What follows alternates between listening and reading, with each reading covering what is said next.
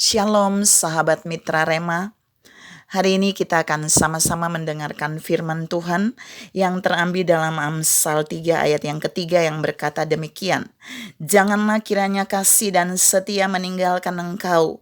Kalungkanlah itu pada lehermu, tuliskanlah itu pada loh hatimu. Demikianlah firman Tuhan, dan firman ini akan sama-sama saudara dan saya renungkan di hari ini yang saya beri judul kalung rohani. Saudara yang saya kasih dalam Tuhan Yesus Kristus, kalau saudara perhatikan baik-baik ayat itu, ada kata kasih di dalamnya, yaitu hendaklah kasih. Jadi kasih itu harus kita kalungkan pada leher kita. Kasih harus menjadi kalung yang dimasukkan pada leher kita. Kata kasih saudara dalam ayat Amsal 3 ayat 3, kalau dalam terjemahan bahasa Inggrisnya, itu bukan love. Itu bukan artinya cinta, no. Tapi kata kasih di sana itu artinya mercy. Kalau dalam bahasa Inggrisnya mercy. Mercy itu dalam bahasa Indonesianya adalah belas kasihan. Jadi kalung yang dimaksudkan di sana yang harus dikalungkan pada leher saudara dan saya itu adalah belas kasihan. Dan ini yang mau saya share buat saudara. Arti belas kasihan itu adalah suatu perasaan yang menggerakkan hati seseorang, menggerakkan satu pribadi, dan perasaan ini akan membuat kita merasa sedih, merasa ikut merasakan, melihat penderitaan, kesulitan, dan kemalangan orang lain. Ini makna belas kasihan. Nah, jika belas kasihan ini saudara dan saya jadikan sebagai kalung rohani, maka kita benar-benar akan menjadi orang yang penuh belas kasihan. Saya mau share bagian ini, kalung rohani dengan merek belas kasihan. Yang pertama, di situ firman berkata, kalungkanlah itu pada lehermu. Artinya, ketika saudara dan saya menjadikan belas kasihan sebagai kalung rohani, maka di mana saudara dan saya berjalan, kalung itu ngikut kita terus. Kalung itu ada pada kita terus. Dikalungkan pada leher, itu menunjukkan betapa berartinya belas kasihan itu dalam hidup saudara dan saya yang berdampak juga bagi orang lain. Saudara yang saya kasih dalam Tuhan Yesus Kristus, pertanyaannya, apakah semua orang menggunakan kalung rohani ini? Saya jawab tidak. Saya akan tunjukkan bukti. Pertanyaan yang kedua, apakah semua orang yang ada di bait Allah menggunakan kalung rohani ini? Saya jawab lagi, tidak semua. Apakah semua hamba Tuhan menggunakan kalung rohani ini? Saya jawab lagi, tidak semua. Saya mau berikan bukti buat saudara. Nanti saudara buka di dalam kitab Injil.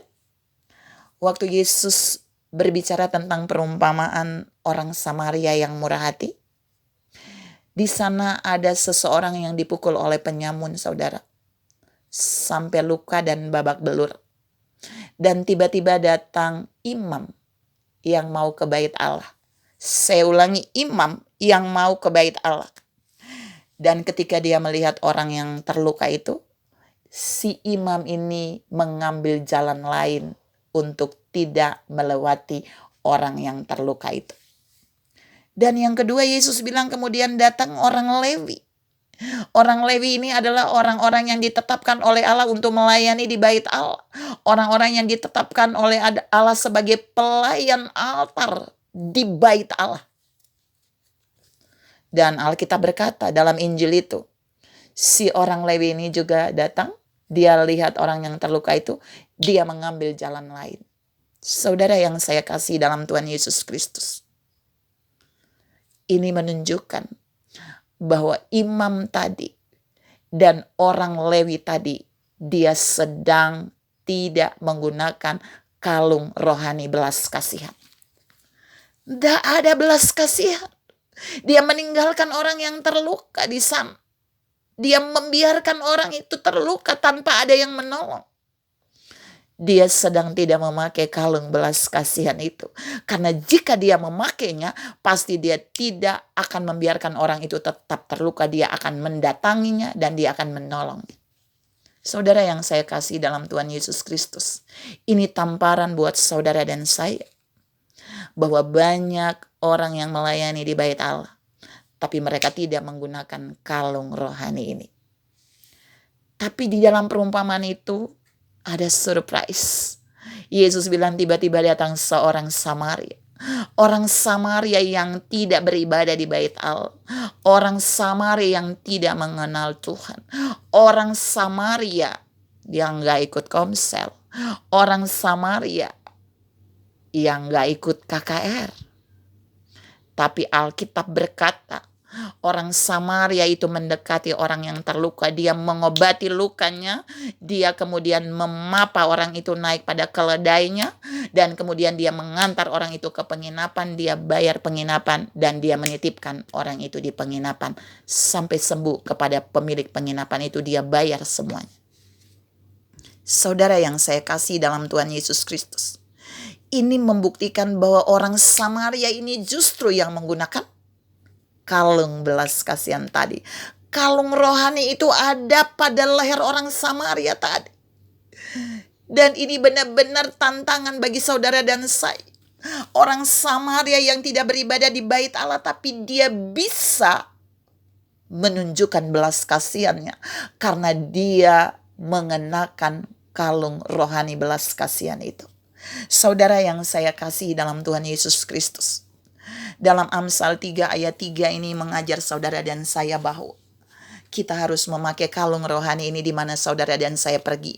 Supaya kita menjadi orang-orang yang peka dengan penderitaan, kemalangan orang lain. Dan kita kemudian menolong mereka. Kita menjadi solusi untuk memberikan pertolongan kepada mereka. Mengapa? Karena Yesus juga melakukannya.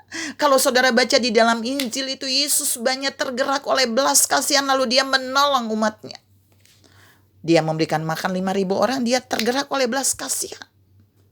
Walaupun murid-muridnya bilang suruh aja mereka pergi pulang. Tapi Yesus bilang kamu harus memberikan mereka makan. Karena dia tergerak oleh belas kasihan. Dia menyembuhkan banyak orang karena dia tergerak oleh belas kasihan. Dan Tuhan mau saudara dan saya dalam hidup ini berjalan di mana saja, kemana saja. Kita harus memakai kalung belas kasihan ini. Jangan meneladani apa yang dilakukan oleh imam dan orang Lewi. Tapi mari kita belajar seperti orang Samaria. Tetap memakai kalung rohani belas kasihan.